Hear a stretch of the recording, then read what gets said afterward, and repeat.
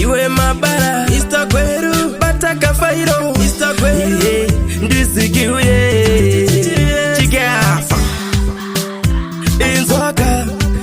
Ndakakapinda nesikirire kunyepa Ndakachifara nechifeti chekutenga Ndaisasiva post kuti ndakapenga Ndakachinyamura matsaka akatemba Ndakakapinda nesikirire kunyepa Ndakachifara nechifeti chekutenga Ndaisasiva post kuti ndakapenga Ndakachinyamura matsaka akatemba Kakamboda kundifarira pakona Ndikazopidigura kwenikachisa pakona Ndakazongonza ndakutaura nechijoma Musandipikise vakafa vana chavakaona Ndakazongonza chakungo chamba ndipo Pandakaziva kuti zvangu zvatoita bo Dziri nyaya dzekukwidibira ndechipo Kutaurira unyimwa mbare dzekumuko Ndakakapinda nesikirire kunyepa Ndakachifara nechifeti chekutenga Ndaisaziva post kuti ndakapenga Ndakachinyamura matsaka akatemba Ndakakapinda nesikirire kunyepa Ndakachifara nechifeti chekutenga Ndaisaziva post kuti ndakapenga Ndakachinyamura matsaka akatemba Within 2 minutes taiveta kutopindirana Zvekuti ndakabva ndatobata ipapo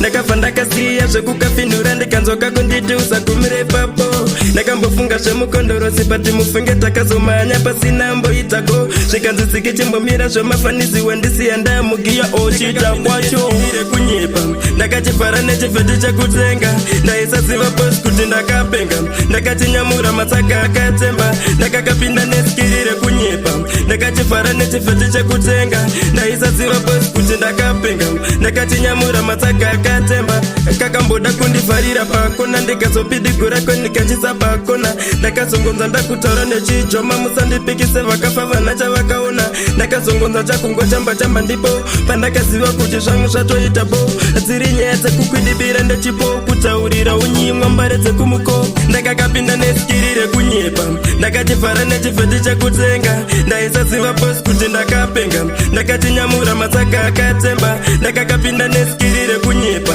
Ndakachifara nechifeti chekutenga Ndaisaziva post kuti ndakapenga Ndakachinyamura matsaka akatemba